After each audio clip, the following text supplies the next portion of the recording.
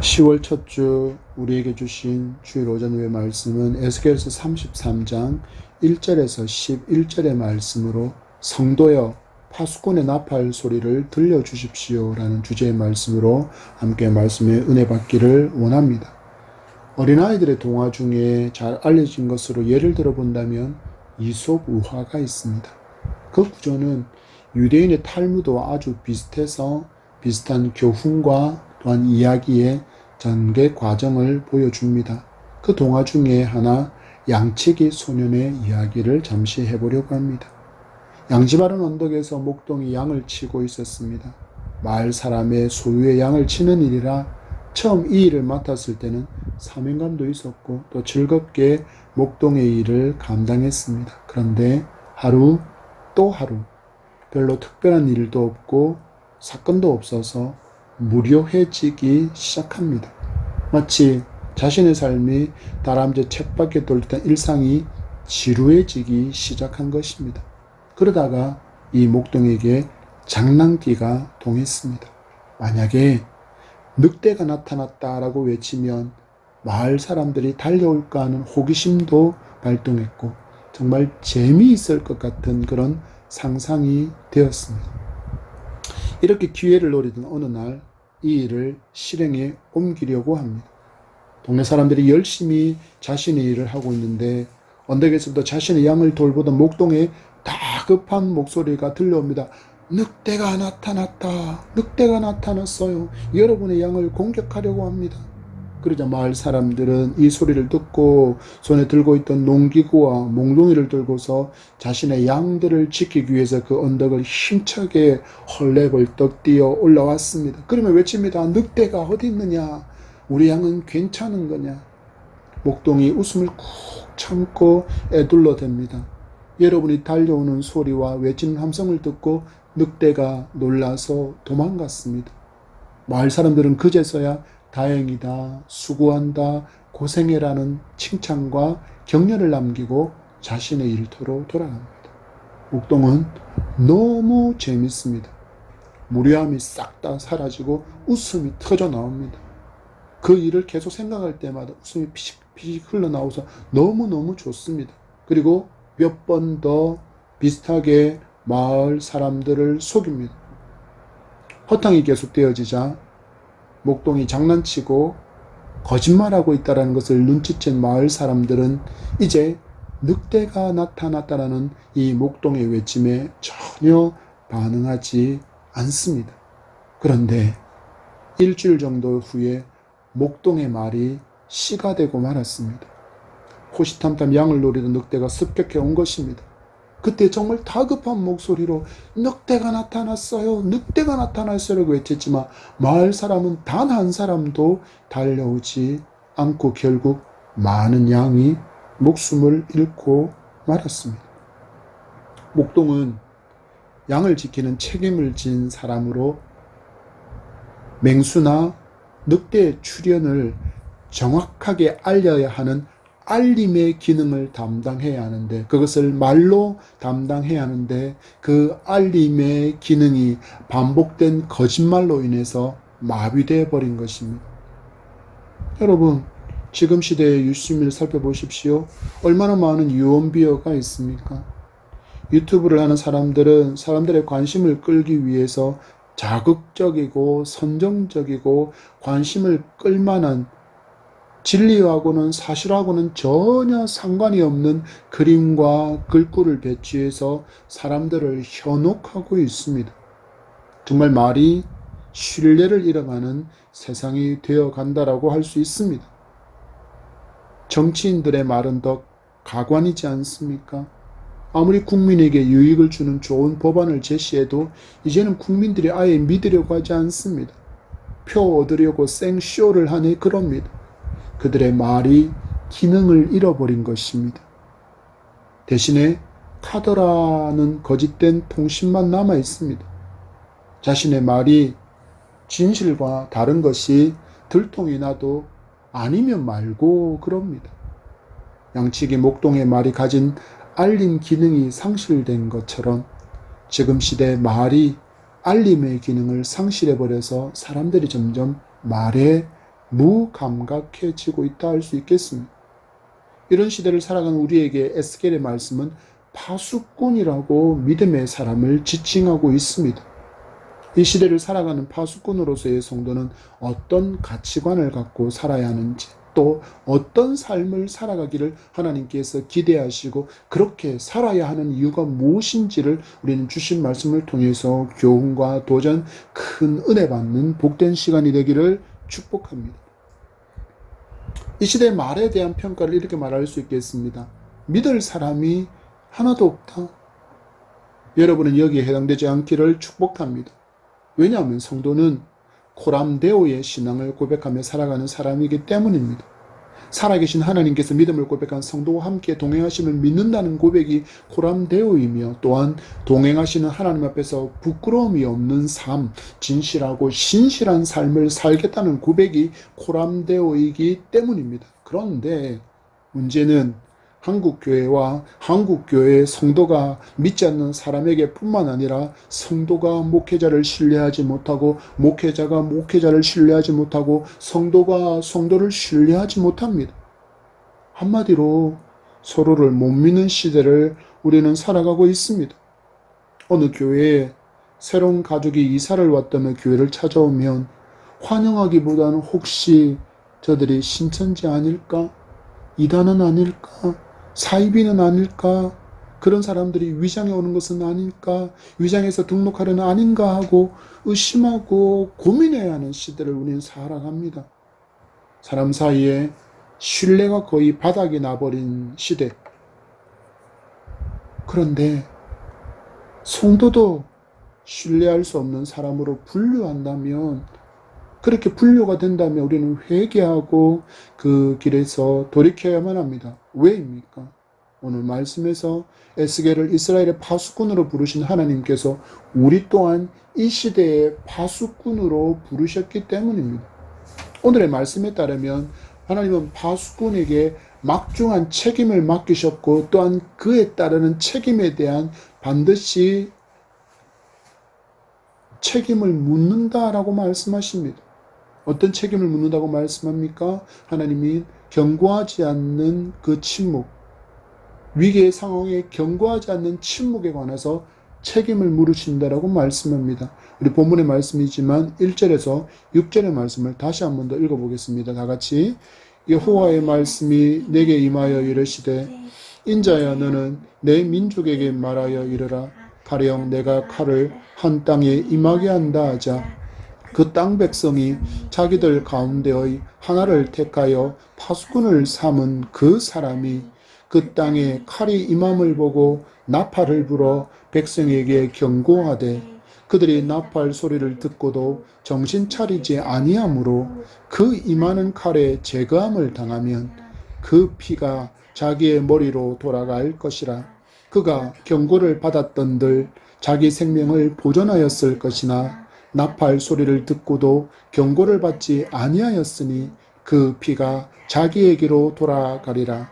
그러나 칼이 임함을 파수꾼이 보고도 나팔을 불지 아니하여 백성에게 경고하지 아니하므로 그 중에 한 사람이 그 임하는 칼에 제거당하면 그는 자기 죄악으로 말미암아 제거되려니와 그 죄는 내가 파수꾼의 손에서 찾으리라. 아멘. 하나님은 에스겔에게 전쟁의 상황으로 파수꾼의 책임을 설명해 주고 있습니다. 말씀에 따르면 하나님께서 이스라엘을 침략하는 일을 이방 민족에게 허락하신 모습이 드러납니다. 그리고 이스라엘 백성들은 이 침략이 있기 전에 이스라엘은 만약의 사태를 대비해서 파수꾼을 한 명 선택하고 그를 파수꾼으로 세워두었다라고 이야기합니다. 그때 파수꾼이 적을 발견하고 나팔을 불어서 적의 침략을 백성에게 알렸습니다. 그런데 백성이 마치 속아서 늑대가 나타났다고 외치는 음성을, 목동의 음성을 무시했던 것처럼 파수꾼의 경고에 나팔 소리를 가볍게 무시해버립니다. 그 결과가 무엇입니까? 무참하게 적의 칼날에 희생을 당하게 됩니다. 그런데 말씀해 보니까 이때 나팔을 힘차게 불어서 적의 침략을 경고한 파수꾼은 이 죽음에 대해서, 이 피에 대해서 책임을 면책받는다라고 기록합니다. 그런데 만약에 파수꾼이 적이 쳐들어오는 것을 빤히 보면서도 나팔을 불어서 백성에게 경고하지 않아서 죄로 말미암아 한 사람이 죽임을 당하게 되면 그 사람은 자신의 죄로 말미암아 칼날에 죽게 되는 것이지만, 나팔을 불지 않고 침묵한 죄, 그리고 침묵으로 인해서 한 사람이 죽임을 당한 그 죄에 대한, 모든 죄에 대한 책임을 누구의 손에서 찾겠다고 6절의 끝자락에 말씀합니까? 파수꾼의 손에서 찾으시겠다고 말씀하시는 하나님의 음성을 우리는 들어야 합니다. 하나님께서는 책임의 유기에 대해서 반드시 죄를 물으시고 심판하시겠다고 엄중하게 경고를 하고 계시기 때문입니다. 먼저는 이 말씀을 먼저 받은 에스겔에게 주신 말씀이지만, 예수 그리스도를 구주로 믿게 되어 먼저 구원을 받은 우리에게도 같은 의미로 말씀하시는 것임을 성도는 명심해야 합니다. 왜입니까? 내게는 사랑하는 남편이, 사랑하는 아내가, 사랑하는 자녀가, 부모가, 형제가, 친척이, 친구가, 이웃이 여전히 주님을 알지 못하고 지옥을 향해서 열심히 달려가고 있기 때문입니다. 믿음이 없이 살다가 죽는 것은 육신의 생명만이 끝나는 것이 아니라 지옥에서 그 영혼이 영원토록 처절한 절망과 고통을 받으며 사는 것이기 때문입니다. 그래서 주님도 우리에게 분명한 사명이 있다는 것을 말씀으로 알려주신 것입니다. 신약성경 마태복음 4장 19절의 말씀입니다. 다 같이 말씀하시되 나를 따라오라. 내가 너희를 사람을 낚는 어부가 되게 하리라 하시니. 아멘. 보십시오. 주님 우리를 자녀로 부르시고 어부로 만들어 가고 있다고 말씀하고 있습니다. 제가 지금까지 목회 일선에 있으면서 만난 많은 성도는 이 말씀을 마치 나와 전혀 상관이 없는 듯이 여기며 살아가는 모습을 많이 보게 됩니다. 전도는 목사님이나 전도사님 같은 사역자가 하는 일이지요. 교회에 있는 전도대원이나 전도팀이 하는 것이지요. 제가 바쁜 제가 어떻게 합니까? 또 저는 그런 능력도 그런 재주도 없습니다. 만약에 이 말이 맞다면 마태복음은 목사에게만, 전도사에게만, 전도자에게만 주어진 것이 아닐까요? 아닙니다, 여러분. 모든 믿는 자에게 주신 복음의 말씀입니다. 예외는 없습니다. 누구도 예외가 될 수 없습니다. 모든 믿는 자를 자녀로 부르신 예수님의 음성이기 때문입니다. 만약에 전도가 특정한 사람에게만 주신 명령이라면 하나님의 말씀은 소수의 사람에게만 허락된 것이라는 의미이고, 복음 전도의 사명을 나와 상관이 없다고 여긴다면 구원의 복음 또한 나와 상관없는 것이 되는 것은 아닐까요? 우리 주님 부활하시고 승천하시기 전에 마지막으로 제자들에게 주신 명령을 듣겠습니다. 마태복음 28장 18절에서 20절입니다. 마태복음 28장 18절에서 20절의 말씀입니다. 다 같이 예수께서 나와 말씀하여 이르시되 하늘과 땅의 모든 권세를 내게 주셨으니 그러므로 너희는 가서 모든 민족을 제자로 삼아 아버지와 아들과 성령의 이름으로 세례를 베풀고 내가 너희에게 분부한 모든 것을 가르쳐 지키게 하라. 볼지어다 내가 세상 끝날까지 너희와 항상 함께 있으리라 하시니라. 아멘. 여러분, 제자들에게 주신 명령을 우리는 구체적으로 살펴보겠습니다.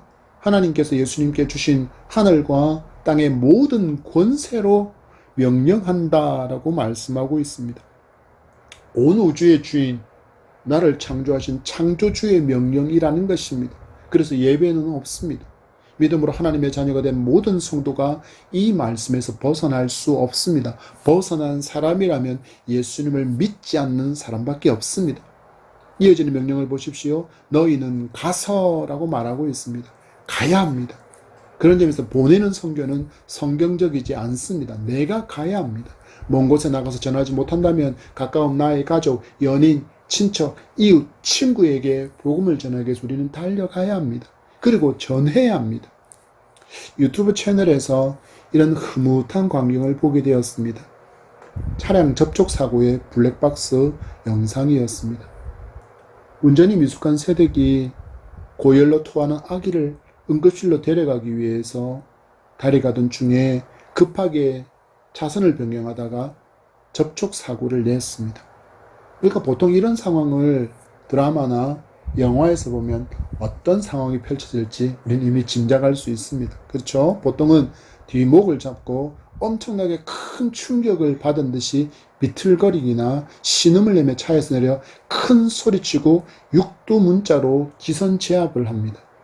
그런데 사고 후에 피해 차량 운전자가 차문을 열고 내려서 나오는데 60대쯤 되어 보이는 아주머니입니다. 그런데 전혀 화가 난 표정이 아닙니다. 오히려 안절부절하고 있는 새댁을 봅니다. 남편과의 통화에서 남편이 아내에게 말했습니다. 전화로 사고보험 처리하겠다고 말하고, 그리고 그분의 전화번호를 받고 얼른 아기가 아프니 병원으로 가라고 그렇게 알려주었습니다. 그런데 막상 피해 차량 차주를 보니까 하나도 생각이 안 나고 아이가 아픈 얘기, 응급실을 가야 한다는 얘기만 계속 하게 되었는데 넋이 나간 듯한 표정으로 안절부절하고 울고 있는 새댁을 이 아주머니가 가만히 와서 안아주며 이렇게 이야기했다고 합니다. 괜찮다고, 걱정하지 말라고, 아기가 놀란 것은 아니냐고, 괜찮으냐고, 엄마가 정신줄 놓으면 안 된다고, 괜찮다고. 나중에 이 영상이 화제가 되어서 방송국에서 피해 차량의 아주머니를 인터뷰했는데 그 당시의 상황을 이렇게 이야기합니다. 사고가 나와서 차에서 내려서 내게 다가오는 그 젊은 새댁이 벌벌벌 떨고 있고 울고 있는 모습에 딸 생각이 나서 그냥 안아주었다. 여러분, 우리가 살아가는 동안에도 이런 일은 얼마든지 우리에게 일어날 수 있지 않습니까? 이때 여러분은 어떻게 반응하시겠습니까? 우리 이 아주머니처럼 해봅시다. 사고가 나면 분명 우리는 금전적인 피해를 입을 수 있습니다. 그리고 사고로 인해서 정신적인 놀라움의 피해도 있을 수 있습니다. 그럼에도 우리는 사람을 낚을 수 있는 기회라고 여기며 복음을 전한다면 열매가 있지 않겠습니까? 이런 모습도 이 세대에게는 파수꾼이 부는 나팔의 복음의 나팔이고 천국으로 초대하는 나팔 소리처럼 들리지 않겠습니까?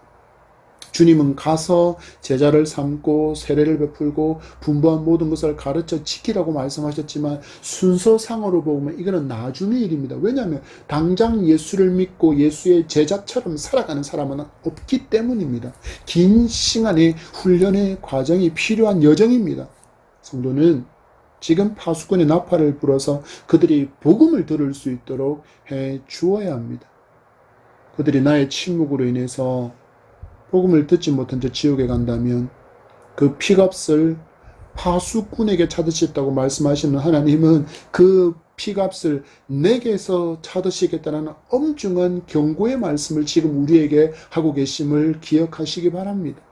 그리고 말씀을 듣는 중에 생각나는 바로 그 사람을 위해서 눈물로 기도하고 씨를 뿌릴 수 있는 여러분이기를 축복합니다.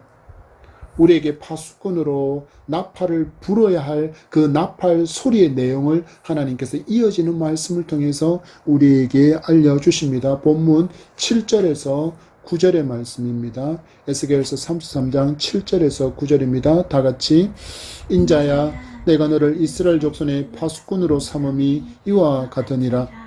그런즉 너는 내 입의 말을 듣고 나를 대신하여 그들에게 경고할지어다. 가령 내가 악인에게 이르기를 악인아 너는 반드시 죽으리라 하셨다 하자. 내가 그 악인에게 말로 경고하여 그의 길에서 떠나게 하지 아니하면 그 악인은 자기 죄악으로 말미암아 죽으려니와 내가 그의 피를 내 손에서 찾으리라. 그러나 너는 악인에게 경고하여 돌이켜 그의 길에서 떠나라고 하되 그가 돌이켜 그의 길에서 떠나지 아니하면 그는 자기 죄악으로 말미암아 죽으려니와 너는 내 생명을 보전하리라. 아멘. 내 입의 말을 듣고 나를 대신하여 그들에게 경고하라고 하십니다. 들은 하나님의 말씀 곧 복음을 전하라고 말씀하고 계십니다.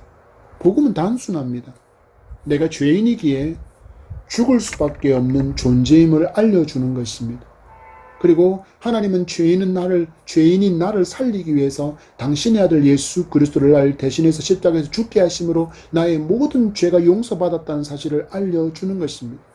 그래서 십자가의 주님, 유일한 구원자이신 예수 그리스도를 믿으면 모든 죄를 용서받고 하나님의 자녀가 되어 마지막 날에 하나님께서 행하실 엄중한 심판을 면하게 되었다는 것이 바로 복음입니다.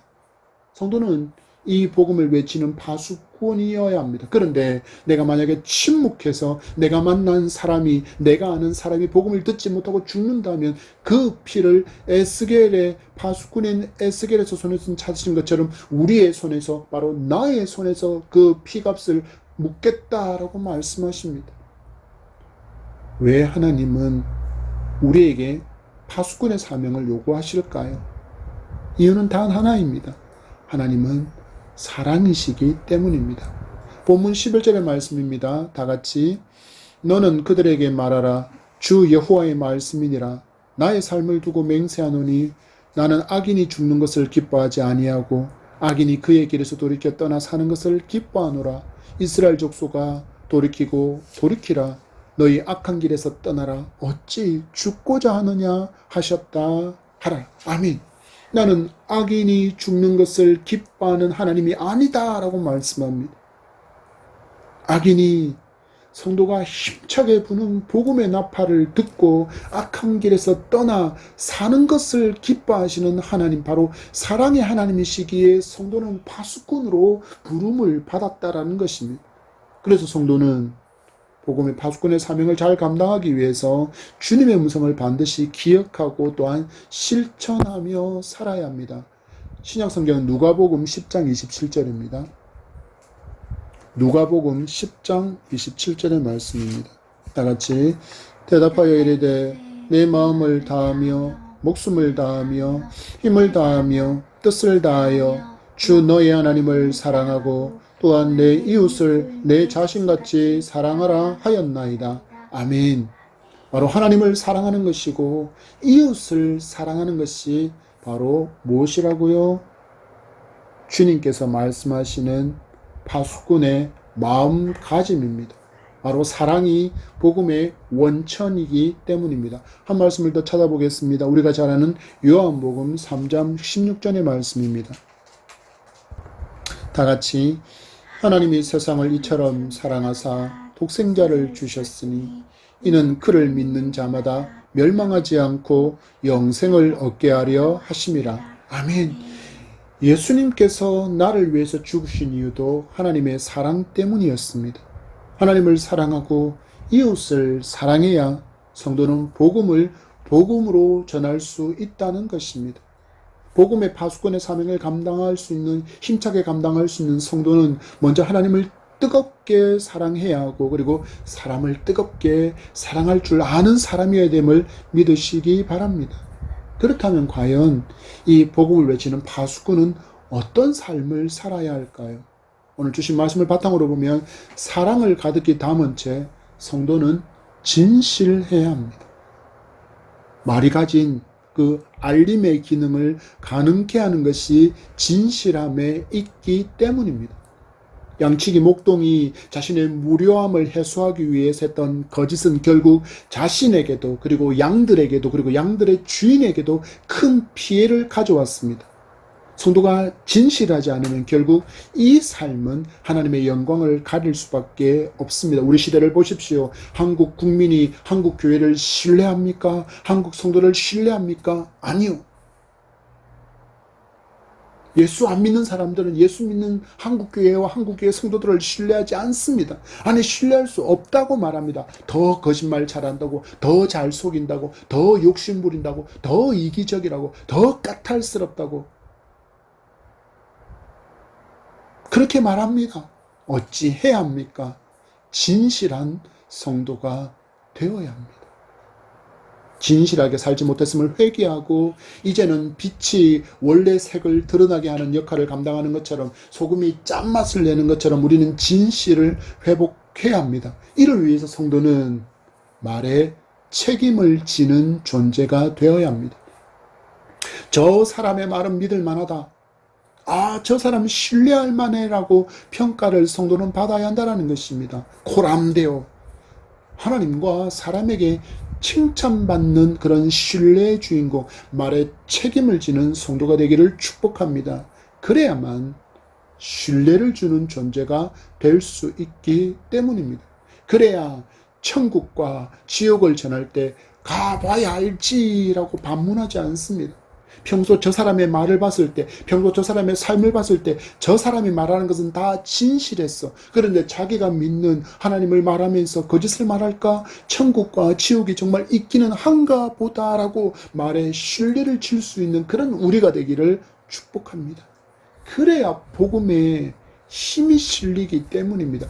그래야 여러분이 부는 복음의 나팔 소리를 듣고 그들이 한 번쯤은 이 복음에 대해서, 죄에 대해서, 죽음에 대해서, 예수 그리스도의 십자가에 대해서 고민해 볼 것이기 때문입니다. 왜 우리가 진실해야 합니까? 여러분 주변을 살펴보십시오. 얼마나 많은 거짓 나팔 소리가 있습니까? 신천지, 기쁜 소식 교회라는 이름을 붙인 구원파, 하나님 아버지, 하나님 엄마를 찾고 있는 하나님의 교회, 세계복음 선교회, 여호와의 증인, 몰몬교 등 자신들에게만 구원이 있다고 외치는 거짓 나팔 소리가 이 시대를 미혹하고 있기 때문입니다. 여러분을 통해서 예수 구원의 복음, 이 진리의 나팔 소리가 가득히 크게 퍼져나가게 되기를 축복합니다. 우리가 이 시대의 복음의 파수꾼으로 사명을 받았기 때문입니다. 우리 예수님의 마음으로, 사랑의 마음으로 여러분이 사랑하는 바로 그 사람에게 복음의 나팔 소리를 크고 명확하게 들려주시기를 바랍니다. 말씀을 맺습니다.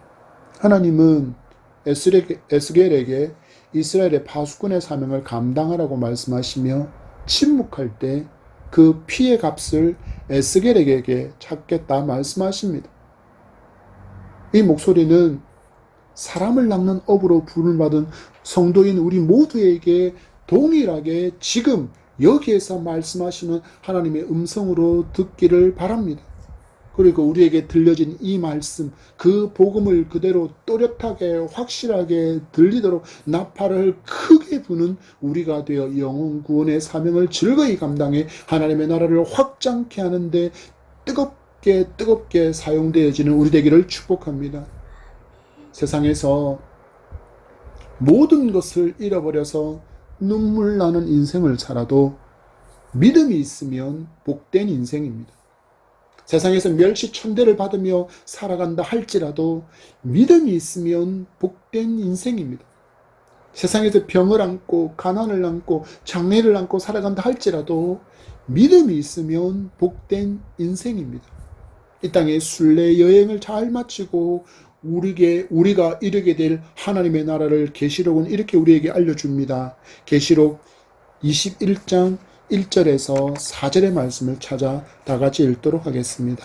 계시록 21장 1절에서 4절의 말씀입니다.